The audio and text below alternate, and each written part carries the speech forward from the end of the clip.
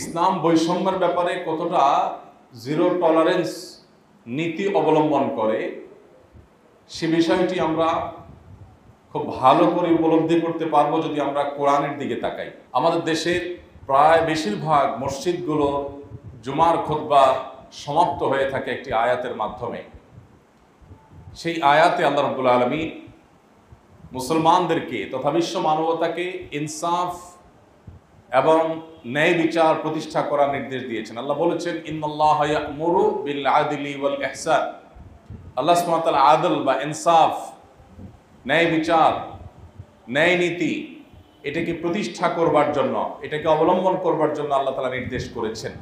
কোরআনে কারীমের শুরু থেকে শেষ পর্যন্ত যে নির্দেশগুলো সবচেয়ে বেশি সংখ্যকবার দেয়া হয়েছে, কোরআনে কারীমের পাতায় পাতায় যে নির্দেশ বারবার আল্লাহ রাব্বুল আলামিন করেছেন, রিপিটেডলি যে বিষয়ে আল্লাহ রাব্বুল আলামিন আমাদেরকে সতর্ক করেছেন, সেটি হলো আমরা যেন ইনসাফ বজায় রাখি, আমরা যেন ন্যায়নিষ্ঠ হই, আমরা যেন ন্যায় সঙ্গত আচরণ করি, আমরা যেন যথোপযুক্ত বিচার করি, অবিচার যেন না করি, বৈষম্য যেন না করি, ইনসাফ যেন করি। সেই জন্য কোরআনে কারীমের সবচেয়ে বেশি পরিমাণে যে নির্দেশগুলো দেওয়া হয়েছে তার মধ্যে এটি অন্যতম। প্রিয় নবী সাল্লাল্লাহু আলাইহি সাল্লামের ঐতিহাসিক যে বিদায় হজের ভাষণ ছিল, সেই ভাষণের প্রতিটি পয়েন্টে পয়েন্টে প্রিয় নবী সাল্লাল্লাহু আলাইহি সাল্লাম ইনসাফ এবং ন্যায় বিচার এবং বৈষম্যহীন সমাজ ব্যবস্থা গড়ে তুলবার জন্য আমাদেরকে নির্দেশ জারি করেছেন।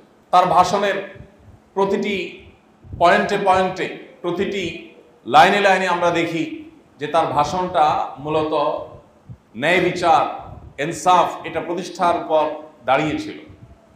এই জন্য নবী সাল্লাল্লাহু আলাইহি সাল্লাম বলেছেন, আলা ইন্না রব্বাকুম ওয়াহিদ, হে মানব জাতি, হে লোক সকল, তোমরা জেনে রাখো তোমাদের সবার রব এক। ঐক্যের একটা মূল সূত্র যেন আমরা খুঁজে পাই, সেজন্য নবী করিম সাল্লাল্লাহু আলাইহি সাল্লাম আমাদেরকে এই নির্দেশনা দিয়েছেন, আমাদেরকে স্মরণ করিয়ে দিয়েছেন যে একটি জায়গায় আমাদের সবার, একটা সুতোয় আমরা সবাই গাঁথা, একটা জায়গায় আমাদের সবার সাথে সবার ঐক্য রয়েছে, আর সেটি হলো যে আমাদের সবার পালনকর্তা একজন। এমনকি যারা আল্লাহকে অস্বীকার করেন, এমনকি যারা মুসলিম নন, তাদেরও পালন করেন আল্লাহ রাব্বুল আলামিন, তাদেরও লালন করেন আল্লাহ রাব্বুল আলামিন। এজন্য আমাদের সবার একটা জায়গায় সবার ঐক্যবদ্ধ হওয়ার একটি জায়গা আছে, সেটি হলো যে আমাদের সবার রব আল্লাহ তাআলা, আমাদের সবার পালনকর্তা আল্লাহ রাব্বুল আলামিন। নবী সাল্লাল্লাহু আলাইহি সাল্লাম আরো বলেছেন, ওয়া ইন্না আবাকুম ওয়াহিদ, নিশ্চয়ই তোমাদের বাবাও এক, আমরা সবাই আদম আলাইহিস সালামের সন্তান। অতএব আমাদের ঐক্যের দুটি যোগসূত্র খুঁজে পাওয়া গেল। আমরা এক বাবার সন্তান, আমরা এক রবের গোলাম বা দাস। এই দুটি যোগসূত্র দেখিয়ে নবী করিম সাল্লাল্লাহু আলাইহি সাল্লাম তার ইনসাফের যে ভাষণ সেটি শুরু করেছেন। কারণ বিভিন্ন বর্ণ, বিভিন্ন ভাষা এবং বিভিন্ন গোত্র সম্প্রদায়ের মানুষ একে অন্যকে নিজেকে অন্য থেকে পৃথক ভাববার কোনো কারণ যেন না থাকে, সেজন্য ঐক্যের যে যোগসূত্র সেটা নবী সাল্লাল্লাহু আলাইহি সাল্লাম প্রথমে উল্লেখ করেছেন, যাতে করে মানসিকভাবে সবাই নিজেকে অন্যের চেয়ে পৃথক না ভেবে একজনকে অন্যজনের পরিপূরক ভাবে। সেজন্য তার এই বক্তব্যের ফাউন্ডেশন দিয়েছেন, তার ঐতিহাসিক বিদায় হজের খুতবার এই ফাউন্ডেশন দিয়েছেন এই কথার উপরে যে তোমাদের সবার বাবা এক, সবার রব এক, অতএব তোমরা কেন দুই হতে যাবে, কেন তোমরা দুই ভাবতে যাবে, তোমরা কেন একই বিষয়ে একাধিক চিন্তা করবে, বৈষম্য করবে, কারোর ক্ষেত্রে ইনসাফ করবে, কারোর ক্ষেত্রে ইনসাফ করবে না, কাউকে ছাড় দিবে, কাউকে ছাড় দিবে না, এই মানসিকতা কেন হবে? তোমরা সবাই তো এক, অতএব চিন্তা তোমাদের এক হওয়া উচিত। এরপর নবী করিম সাল্লাল্লাহু আলাইহি সাল্লাম বলেছেন যে আলা লা ফাদলা লি আরাবিয়্যিন আলা আজামিয়্যিন ওয়ালা লি আজামিয়্যিন আলা আরাবিয়্যিন। মনে রাখবে, কোন আরাবিয়ানের কোনো শ্রেষ্ঠত্ব নেই, কোনো বিশেষত্ব নেই কোনো নন আরবের উপর, আর কোনো নন আরবেরও কোনো শ্রেষ্ঠত্ব নেই আরাবিয়ানের উপর। আমরা জানি তখনকার মধ্যপ্রাচ্যের মানুষ, নবী করিম সাল্লাল্লাহু আলাইহি সাল্লামের আবির্ভাবের পূর্বের মধ্যপ্রাচ্যের মানুষের মধ্যে যে বর্ণবাদ ছিল, যে সাম্প্রদায়িকতা ছিল, তাদের মধ্যে যে বৈষম্যবাদ ছিল, সেটিকে নবী করিম সাল্লাল্লাহু আলাইহি সাল্লাম চুরমাচুর করে, সেটাকে ভেঙে একাকার করে দেওয়ার জন্য তাদের মধ্যে দাঁড়িয়ে তিনি বলছেন, আলা লা ফাদলা লি আরাবিয়্যিন আলা আজামি। যদি কেউ মধ্যপ্রাচ্যের তখনকার বাস্তবতা সম্পর্কে সাধারণ ধারণাও রাখেন, এমনকি বর্তমানে মধ্যপ্রাচ্যের মানুষদের যে ভালো দিকগুলো আছে, এর পাশাপাশি তাদের মধ্যে যে অনারবদেরকে তাচ্ছিল্য জ্ঞান করার একটা ত্রুটিপূর্ণ স্বভাব অনেকের মধ্যে আছে এখনো। সে অবস্থা যারা পর্যবেক্ষণ করেছেন বা যাদের সেগুলো জানা আছে, তারা ভাবতে পারবেন, তাদের ভাবতে সহজ হবে যে নবী করিম সাল্লাল্লাহু আলাইহি সাল্লাম এরকম বর্ণবাদী একটা সমাজ ব্যবস্থাকে সম্পূর্ণ উল্টা মেরুতে দাঁড় করে দিয়ে গেছেন। শুধু বক্তব্য দিয়ে যান নাই, এমন সমাজ প্রতিষ্ঠা করেছেন যেখানে ইথিওপিয়ান, নিগ্রো এবং কৃতদাস একজন মানুষ বেলাল হাবশী রাদিয়াল্লাহু তাআলা আনহু নবী করিম সাল্লাল্লাহু আলাইহি সাল্লামের সহকারী, ইমামের সহকারী হয়ে থাকেন মুয়াজ্জিন। তার সহকারী হিসাবে মুয়াজ্জিনের যে সম্মানজনক ভূমিকা, আমাদের দেশে হয়তো মুয়াজ্জিন মনে করা হয় একজন সাধারণ চাকুরেকে, বা মুয়াজ্জিন সম্পর্কে দৃষ্টিভঙ্গি থাকে খুবই তাচ্ছিল্যমূলক, খুব তুচ্ছ নজরে আমরা দেখি হয়তোবা।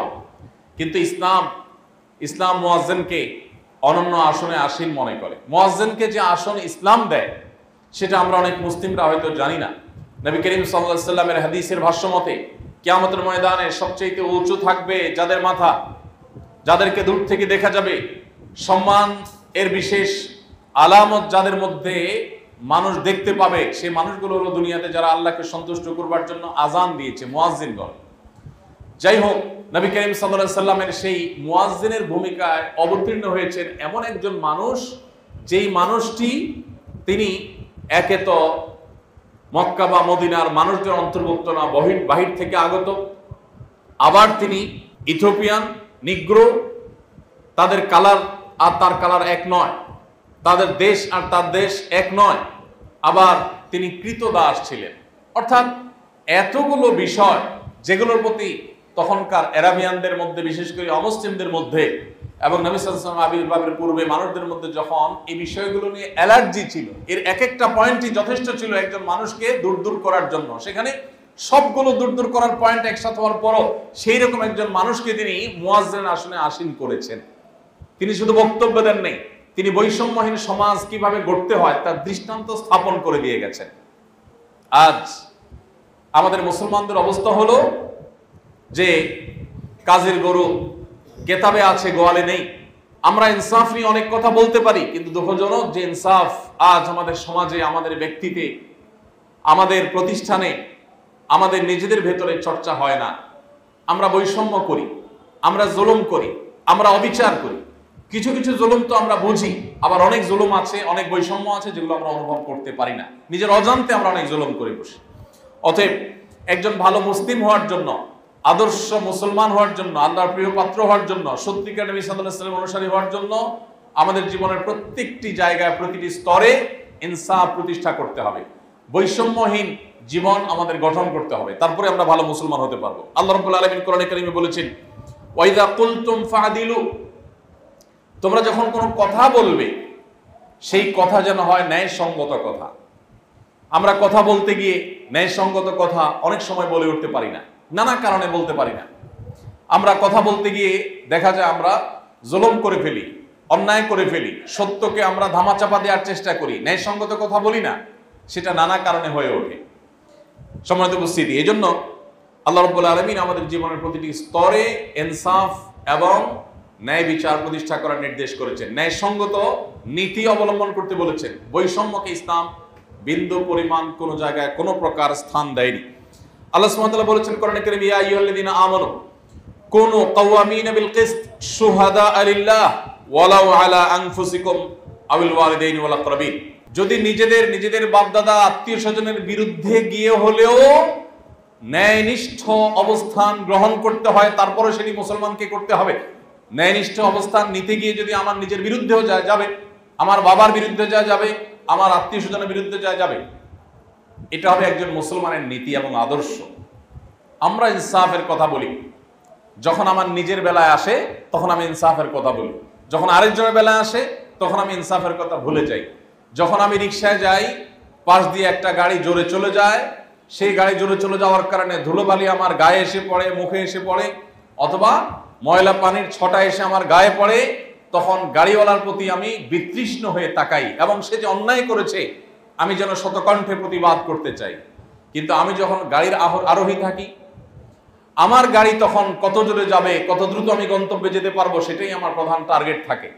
সেক্ষেত্রে আশেপাশে কোনো রিক্সারোহী, কোনো পথচারী, সেক্ষেত্রে অন্য কোনো মানুষের উপরে ময়লা গিয়ে পড়লো কিনা, ধুলোবালি গিয়ে পড়লো কিনা, ময়লা পানি গিয়ে তাদের নোংরা করলো কিনা, সেটি আমার একেবারেই বিবেচনায় থাকে না।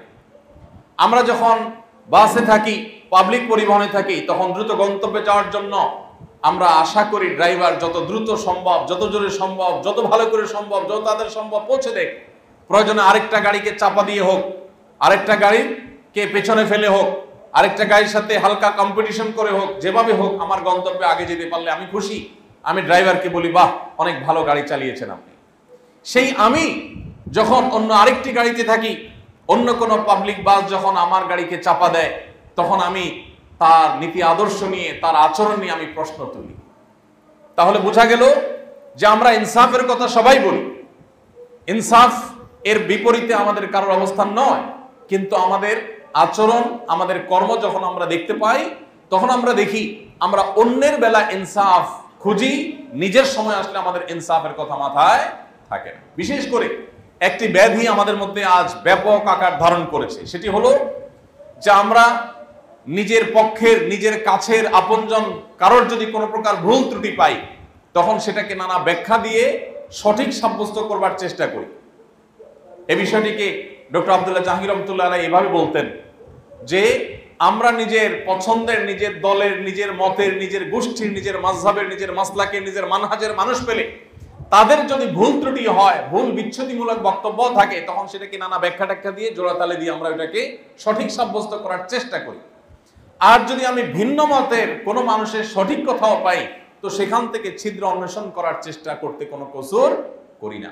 এটাই হলো আমাদের জুলুমের জায়গা, এটাই হলো আমাদের বৈষম্যের জায়গা।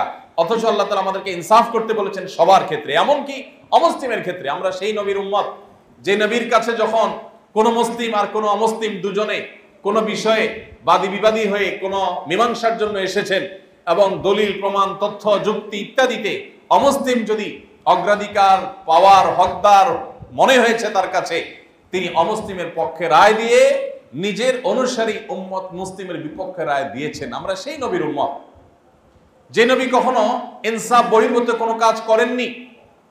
তিনি এমন একটা সমাজ গড়ে তুলেছেন যেই সমাজে কোনো বৈষম্য ছিল না, যেই সমাজে বেলালে হাবশির মর্যাদা একাধারে তিনি কৃতদাস হওয়ার পরও, আবার বহির থেকে আগত হওয়ার পরও অন্য অনেক সাহাবীর চাইতে তার মর্যাদা বেশি দেওয়া হয়েছিল। যেই সমাজে আবু বকর, ওমর, ওসমান, আলী রিদওয়ানুল্লাহি তাআলা আজমাইন, নবী করিম সাল্লাল্লাহু আলাইহি সাল্লামের খুব কাছের মানুষগুলো, অথবা তার পরিবারের সদস্য, অথবা তার একনিষ্ঠ সাহাবীদের কাউকে তিনি তার রাষ্ট্রীয় কোনো সুযোগ সুবিধা বিশেষভাবে দিয়েছেন, এরকম কোনো কথা তার ঘোরতর শত্রুও বলতে পারেনি। আমরা সেই নবীর উম্মত, যে নবী বৈষম্যকে পৃথিবী থেকে সবার আগে ঝেঁটিয়ে বিদায় করেছেন, যে নবী নারী পুরুষের কর্মফল পাওয়ার ক্ষেত্রে ভেদাভেদকে তুলে দিয়েছেন। কোরআনে কারিমে আল্লাহ বলেছেন, মান আমিলা সালিহাম মিনকুম মিন যাকারিন ওয়া উনসা, তোমাদের মধ্যে পুরুষ কিংবা নারী যেই হোক না কেন, কোনো প্রকার বৈষম্য নেই, কোনো প্রকার তারতম্য নেই। তোমাদের মধ্যে যেই ভালো কাজ করবে, আল্লাহ সুবহানাহু ওয়া তাআলার ওয়াদা হলো ফালানুহইয়ান্নাহু হায়াতান তাইয়্যিবা, আল্লাহ তাকে দুনিয়াতে পবিত্র জীবন দিবেন, আখিরাতে তার কর্মের সর্বোত্তম বিনিময় দিবেন। এই ক্ষেত্রে কোনো প্রকার তারতম্য করা হবে না। আজ তথাকথিত আধুনিক পৃথিবীতে আমরা যে বৈষম্য দেখতে পাই, আমরা যে অবিচার দেখতে পাই, আমরা যে ব্যত্যয় দেখতে পাই, আমরা যে বিভিন্ন মানুষকে দমিয়ে রাখার প্রবণতা দেখতে পাই, এত কিছুর পরও আজকের এই পৃথিবীকে আমরা সভ্য পৃথিবী বলি। আমরা এই পৃথিবীর অনেক ভালো ভালো দিক রয়েছে, সেগুলোর কারণে বৈষম্যের যে জাল বিছিয়ে আছে গোটা পৃথিবীর পরতে পরতে, সেটি আমরা অনেকে লক্ষ্য করতে পারি না। আমরা যদি এর বিপরীতে খোলাফায়ে রাশেদার শাসনামল দেখি, প্রিয় নবী সাল্লাল্লাহু আলাইহি সাল্লামের সময়কাল দেখি, তো আমরা এই পুরো সময়ের মধ্যে একটি ঘটনাও হয়তো খুঁজে পাবো না যেই ঘটনায় কোন প্রকার কারোর প্রতি বৈষম্য করা হয়েছে। সম্মানিত উপস্থিতি, নবী করিম সাল্লাল্লাহু আলাইহি সাল্লামের সেই আদর্শের সমাজ, তার সেই নীতি এবং আদর্শ আজ প্রতিষ্ঠা করা সময়ের সবচেয়ে গুরুত্বপূর্ণ দাবি। আর এই জন্য শুধু নিজের বেলায় নয়, অন্যের বেলায় আমাদেরকে ইনসাফ প্রতিষ্ঠা করতে হবে, এবং সর্বত্র, এমনকি যারা ভিন্ন মতাবলম্বী হবেন, শত্রুপক্ষ হবেন, তাদের প্রতিও সদাচরণ আমাদের করতে হবে। কোরআনে কারিমে আল্লাহ রাব্বুল আলামিন আমাদেরকে সে নির্দেশ করে বলেছেন, ওয়ালা ইয়াজরিমান্নাকুম শানাআনু কওমিন আল্লা তা'দিলু ই'দিলু হুয়া আকরাবু লিত-তাকওয়া, কারোর সাথে তোমাদের যদি শত্রুতা থাকে, ভিন্ন মত থাকে, তাহলে সেই কারণে তার প্রতি তুমি ইনসাফ করা থেকে বিরত থাকতে পারো না। হতে পারে সে তোমার শত্রু, শত্রু দেখে তার বেলায় মিথ্যা কথা বলা যাবে, প্রোপাগান্ডা ছড়ানো যাবে, তার চরিত্র হনন করা যাবে, গালিগালাজ করা যাবে, বা তিনি তিল করলে সেটাকে তাল করে দেখাতে হবে, তিনি ভুল না করলে সেটা ভুল সাব্যস্ত করতে হবে যেহেতু আমার প্রতিপক্ষ। এটা তোমরা করতে পারো না। আদিলু হুয়া আকরাবুল তাকওয়া, সবসময় তোমরা ইনসাফ করবে, সেটি তাকওয়ার অধিকতর নিকটবর্তী। সোশ্যাল মিডিয়াতে আমরা রাজনৈতিক কিংবা ধর্মীয় ইস্যুগুলোতে দেখব পরস্পরের বিরোধিতা করতে গিয়ে ইনসাফের গণ্ডি আমরা পার হয়ে চলে যাই। অনেক নামাজি কালামী মানুষ, অনেক দিনদার মানুষ, এমনকি অনেক নামধারী আলেমও আছি আমরা, যারা সমালোচনা করতে গিয়ে বা অন্যের দোষ চর্চা করতে গিয়ে, অন্যের ত্রুটি সেটার ব্যাখ্যা বিশ্লেষণ করতে গিয়ে আমরা সমালোচনার সীমা রেখা সবগুলো ডিঙ্গিয়ে, আমরা ইনসাফের সীমানা ডিঙ্গিয়ে আমরা জুলুম করে দিই। কোন একজন আমার প্রতিপক্ষ, যার সাথে আমার কোনো বিষয়ে ভিন্ন মত আছে, তার কোনো বক্তব্যের ভুল ব্যাখ্যা আমি জেনে শুনে দেই, কেন তাকে সামাজিকভাবে হ্যারাসমেন্ট করবার জন্য। একই বক্তব্য আমার পছন্দের কেউ দিলে আমি সেটার একটা ভালো ব্যাখ্যা দাঁড় করাতাম, কিন্তু প্রতিপক্ষের বেলা সেটা করছি না, বরং উল্টোটা আমি দাঁড় করাচ্ছি। এটা আমাদের অন্তরের বক্রতার প্রমাণ, এটা আমাদের অন্তরের তাকওয়ার অভাবের প্রমাণ।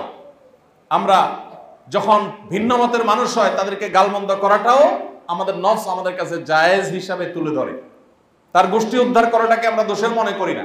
আমরা বেমালম ভুলে যাই যে আমাদের রব বলেছেন লা ইয়াজরিমান্নাকুম শানাআন কওমিন আল্লাহ তাআদিলু।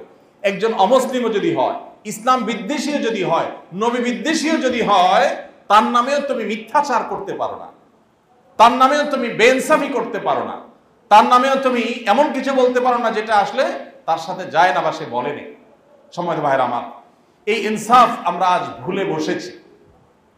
একেবারে পরিবার থেকে নিয়ে রাষ্ট্র পর্যন্ত সমাজের প্রতিটি স্তরে স্তরে আমরা দেখব ইনসাফ এর হাহাকার চলছে, ন্যায় বিচার ন্যায়সঙ্গত আচরণের দুর্ভিক্ষ চলছে। এই জন্য আমাদের ব্যক্তি জীবনের প্রতিটি পদে পদে আমাদেরকে ইনসাফ করতে হবে। একজন মানুষ তিনি কোনো অন্যায় করেছেন, তার অন্যায়ের প্রতিকারে যদি আমি কিছু করি, সেক্ষেত্রেও আমাকে ইনসাফ করতে হবে। আল্লাহ সুবহানাহু ওয়া তাআলা বলেছেন ওয়াইন আকাবতুম ফাআকিবু বিমিসলি মা উকিবতুম বিহি। তোমাদেরকে যদি কেউ কোনো কারণে কষ্ট দেয়, তোমাদের যদি কেউ শাস্তি দেয়, তোমাদের প্রতি যদি কেউ অন্যায় আচরণ করে, তুমি যদি সেটার প্রতিকার চাও, তুমি যদি সেটার প্রতিকার নিজে করতে চাও, তাহলে সেক্ষেত্রে ঠিক যেভাবে সে করেছে ততটুকু তুমি করতে পারো। ফাআকিবু বিমিসলি মা উকিবতুম বিহি, যতটুকু করেছে ততটুকু তুমি করতে পারো। যেহেতু কেউ আমাকে একটি শক্ত কথা বলেছে, আমি পাল্টা আরেকটা শক্ত কথা বলার রাইট আমার আছে। কেউ আমাকে আঘাত করেছে, পাল্টা আঘাতের রাইট আমার আছে। কিন্তু সেক্ষেত্রে আমাকে ইনসাফ বজায় রাখতে হবে, যতটুকু করেছে তার চেয়ে বেশি যেন না হয়। এরকম পরিমাপ করে করে আমার বিরুদ্ধে করা অন্যায়ের প্রতিকার নেওয়া, প্রতিশোধ নেওয়া, এটা তো সহজ কাজ না। মেপে মেপে সে যতটুকু করেছে ঠিক ততটুকু করব, এই মাপজোপ রক্ষা করা তো কঠিন। নীতি গিয়ে যদি সীমানা ছাড়িয়ে চলে যায়, বেশি হয়ে যায়, তাহলে তো জুলুম হবে। এই জন্য আল্লাহ তাআলা আয়াতের পরের অংশে বলেছেন ওয়ালা ইন সাবারতুম লাহু খায়রুল লিস-সাবিরিন। তোমার বিরুদ্ধে করা অন্যায়ের প্রতিকার তুমি করতে গিয়ে অবশ্যই তোমাকে ইনসাফ বজায় রাখতে হবে, তার চাইতে আবার বেশি যেন না হয়ে যায়। যদি বেশি হয়ে যায় জুলুম হবে। এই জন্য যদি ধৈর্য ধারণ করতে পারো সেটা হয় সবচেয়ে উত্তম, সবচেয়ে সেফ জায়গা। ভাইরা আমার, আমাদের জীবনের প্রতিটি স্তরে প্রতিটি পদে পদে এই আদল, এই ইনসাফ এবং এই ন্যায়সঙ্গত আচরণ এটি করবার প্রসঙ্গ আসে প্রতিটি স্তরে। আপনার বৈবাহিক জীবনে, আপনার স্টুডেন্ট লাইফে, আপনি কোনো এক জায়গায় অনেক মানুষের সাথে আছেন, সেখানে প্রত্যেকটা জায়গা আছে। আপনি একটা পাবলিক টয়লেটে প্রবেশ করেছেন যেটা অনেক মানুষ ব্যবহার করে, ওইটাকে আপনি যে অবস্থা দেখেছেন বা পেয়েছেন তার চাইতে খারাপ অবস্থা রেখে এসেছেন, আপনি জুলুম করেছেন অন্যদের প্রতি। আমাদের জীবনে প্রতিটি মুহূর্তে, প্রতিটি উঠা বসা, প্রতিটি নড়াচড়া ইনসাফের প্রশ্ন চলে আসে, প্রসঙ্গ চলে আসে। আমরা যতক্ষণ পর্যন্ত আদল বা ইনসাফ আমাদের নিজেদের মধ্যে, আমাদের পরিবার, সমাজ, আমাদের প্রতিষ্ঠান, রাষ্ট্র, সব জায়গায় প্রতিষ্ঠা করতে না পারবো, ততক্ষণ পর্যন্ত আমরা নিজেদেরকে খাঁটি মুসলিম দাবি করবার কোনো নৈতিক অধিকার আমাদের থাকবে। সম্মানিত ভাইরা আমার, স্বজন প্রীতি এটা তো এখন কোনো দোষের বিষয় না। কোনো ক্ষেত্রে স্বজন প্রীতি এটা প্রশংসনীয় বিষয়। ধরা যাক রাষ্ট্রের কোনো একজন মন্ত্রী, যিনি কোনো এলাকা তার দায়িত্বে থাকতে পারে, কিন্তু মন্ত্রী হিসাবে কোনো এলাকার মন্ত্রী নন, গোটা দেশের ওই ডিপার্টমেন্টের মন্ত্রী, যে ডিপার্টমেন্টের তিনি মন্ত্রণালয়ের দায়িত্ব বুঝে পেয়েছেন। কোন একজন সচিব, তার ওই মন্ত্রণালয়ের সচিব হিসাবে পুরো দায়িত্ব, সারা দেশের সমস্ত ওই ডিপার্টমেন্টের দায়িত্ব তার। কোন একজন কোন প্রতিষ্ঠানের প্রধান, ওই প্রতিষ্ঠানের সারা দেশের দায়িত্বটা তার উপরে বর্তায়। তিনি যদি নিজের এলাকায় অনেক বেশি কাজ করেন, রাষ্ট্রের সুযোগ সুবিধা নিয়ে তার নিজের এলাকাতে রাস্তাঘাট, কালভার্ট সব কিছু ভালোভাবে কাজ করেন, তাহলে সাধারণত আমাদের সমাজের মানুষ তাকে ভালো বলে না খারাপ বলে? ভালো বলে। কেন ভালো বলে? যে লোকটা নিজের এলাকায় অনেক কাজ করেছেন। সন্দেহাতীত ভাবে এটা ভালো যে একজন মানুষ কিছু কাজ করেছেন, তার তুলনায় ভালো যে এলাকায়ও কোনো কাজ করে নাই। কিন্তু আমরা যদি এটাকে অন্য অ্যাঙ্গেল থেকে দেখি, যে একজন মানুষ যিনি গোটা দেশের এই ডিপার্টমেন্টের দায়িত্বে আছেন, তিনি যেখানে আছেন তার জন্মস্থান, তার নিজের বাড়ি, নিজের এলাকাকে তিনি উন্নত করেছেন, অন্য জায়গার মানুষের দিকে সেভাবে খেয়াল করেন নাই, বা একই সুযোগ সুবিধা অন্যদের জন্য তিনি নিশ্চিত করতে পারেন নাই, তাহলে তিনি এক প্রকারের স্বজনপ্রীতি করলেন। সেই দিকটা আমাদের মাথায় একেবারেই আসে না। ব্যাপারটা এরকম হয়ে গেছে যে সমাজের রন্ধ্রে রন্ধ্রে বৈষম্য, জুলুম, অবিচার এবং নীতিহীনতা এটা এত বেশি প্রতিষ্ঠিত হয়েছে যে এই ধরনের ছোটখাটো বিষয় আমাদের রাডারে ধরা পড়ে না। ভাইরা আমার, এই জন্য একজন দায়িত্বশীল মানুষের কাজ হলো যে আল্লাহর কাছে তাকে জবাবদিহি করতে হবে। ফামাইয়ামাল মিসকালা যাররাতিন শাররান ইয়ারাহ। আমি জীবনে ভালো মনে করে অনেক কাজ করেছি, কিন্তু সেটা বৈষম্য হয়ে গেছে। আমি জীবনে ভালো মনে করে অনেক কাজ করেছি, সেটা জুলুম হয়ে গেছে। আমরা অনেকে সোশ্যাল মিডিয়াতে ইসলামের পক্ষে লড়াই মনে করে, ইসলামের খেদমত মনে করে অন্যদেরকে গালিগালাজ করি। একজন মানুষ, তিনি হয়তো ফাসেক, ব্যক্তি জীবনে অনেক অপরাধ করেছেন, প্রকাশ্য গুনাহে লিপ্ত হয়েছেন, তার ওয়ালে গিয়ে তাকে একটা গালি দিয়ে দিই আমরা সওয়াব পাওয়ার আশায়, ইসলামের খেদমতের আশায়। তার সম্পর্কে এমন একটা মন্তব্য করলাম যে মন্তব্যটা তার সম্পর্কে, তার ব্যাপারে করাটা একটা জাজমেন্টাল কমেন্ট না জেনে আমি করলাম, তিনি সেটা নাও হতে পারেন, কিন্তু আমি করে বসলাম। এটা কি ইনসাফ না বেইনসাফ? একজন মানুষ যদি পাপিষ্ট হয়, তাহলে তার বিরুদ্ধে কি বেইনসাফি কথা বলার রাইট আমার থাকে? একজন মানুষ যত খারাপই হয়, তার ব্যাপারে কথা বলতে আমি দায়িত্বশীল হব। আল্লাহ রাব্বুল আলামিন কোরআনে কারীমে সেজন্য বলেছেন, মা ইয়ালফিযু মিন কাওলিন ইল্লা লাদাইহি রাকীবুন আতীদ। মুসলিম তো সে যে কোনো কথা বলতে গেলে তার বিবেকে উপস্থিত হয়ে যায় আয়াত যে তোমার মুখ থেকে এমন কোন শব্দ বের হয় না যেটা আল্লাহর সংরক্ষণকারী ফেরেশতারা সংরক্ষণ করেন না। সো তোমার প্রতিটি কমেন্ট, প্রতিটি পোস্ট, প্রতিটি রিঅ্যাক্ট, প্রতিটি কথা, এটা হয় মিজানে তোমার নেকামলের পাল্লা উঠবে, আর না হলে বদামলের পাল্লায় উঠবে। আজ আমাদের সমাজের দিকে যদি আমরা তাকাই, যে যতটুকু পাওয়ার পায় সে ততটুকু পাওয়ার দিয়ে মানুষকে জিম্মি করার চেষ্টা করে। একজন মানুষ, তার অন্য কোনো পাওয়ার নাই, তিনি শুধুমাত্র এক টেবিল থেকে অন্য টেবিলে ফাইলগুলো আনা নেওয়ার কাজ করেন। এক্ষেত্রেও তিনি অনেক বড় ক্ষমতাধর হিসাবে নিজেকে প্রতিষ্ঠিত করে ফেলেন, যে ফাইল কাঠটা আগে নেব, কাঠটা পরে নেব, কাঠটা উপরে রাখবো, কাঠটা নিচে রাখবো, কাঠটা সরায় রাখবো, কাঠটা সামনে রাখবো, এটা আমার হাতে, অতএব এটা দিয়ে আমি কিছু কামাই করার, কিছু রোজগার করার চেষ্টা করি। প্রত্যেকটা মানুষ, ভাইরা আমার, ইনসাফ এমন একটা জিনিস যেটা আমি বলছিলাম যে আমাদের পদে পদে অ্যাপ্লাই করার মতো বিষয়। ধরুন আপনি কোন এক জায়গায় গিয়েছেন, সেখানে পাবলিক সিরিয়ালে আছেন কোন একটা সার্ভিসের জন্য, আপনি সেই সিরিয়াল ডিঙ্গিয়ে চলে গেলেন। কেন? কারণ যে ব্যক্তির কাছে কাজটি, তিনি আপনার মামা, তিনি আপনার খালো, তিনি আপনার ভগ্নিপতি, তিনি আপনার আত্মীয় স্বজন। আপনি সেটাকে আপনার রাইট মনে করছেন এবং এটাকে কোনো দোষের বিষয় মনে করছেন না, কিন্তু আপনি অনেকগুলো মানুষের অধিকার নষ্ট করছেন। হ্যাঁ, সবার কাছ থেকে অনুমতি নিচ্ছেন বা সবাই আপনাকে অনার করেছে, সেটা ভিন্ন কথা। এইভাবে ইনসাফ নষ্ট করার যে বিষয়টি, এটি আমাদের জীবনে বিভিন্নভাবে হয়। আমাদের কথা দিয়ে হয়, আমাদের আচরণ দিয়ে হয়, আমাদের কাজকর্ম দিয়ে হয়, আমাদের বিভিন্ন ক্ষেত্রে হয় না। তারা ভাইকে বোনকে চিনবেন না। আমরা সুন্নাহ ফাউন্ডেশনে আমাদের কাজকর্ম করার ক্ষেত্রেও আমরা এই জিনিসটিকে খেয়াল রাখার চেষ্টা করি। আমরা মুখ বধির অন্ধের মতো আচরণ করার চেষ্টা করি, যে আমরা কারোর দিকে চেয়ে কোনো কাজ করি না। আলহামদুলিল্লাহ, এই এক্সারসাইজটা আমরা চাই আমাদের প্রত্যেকটা সদস্য, প্রশিক্ষণার্থী, আমাদের মহাব্বত যেমন ভাই ব্রাদার সবার মধ্যে ছড়িয়ে যাক, যে আমরা কারোর প্রতি কোনো প্রকার বৈষম্য অনাচার করব না। আমার ইনসাফ এটা আমার নিজের জন্য যেমন থাকবে, পরের জন্যও থাকবে। আমার ইনসাফ আমার পক্ষের লোকদের জন্য যেমন থাকবে, আমার বিপক্ষের লোকদের জন্যও থাকবে। আমার ইনসাফ আমার আত্মীয় স্বজনের জন্য যেমন থাকবে, অপরিচিত লোকদের বেলায়ও থাকবে। আমার ইনসাফ আমার মুসলমান ভাই বোনদের যেমন থাকবে, অমুসলমানের প্রতিও ইনসাফ থাকবে।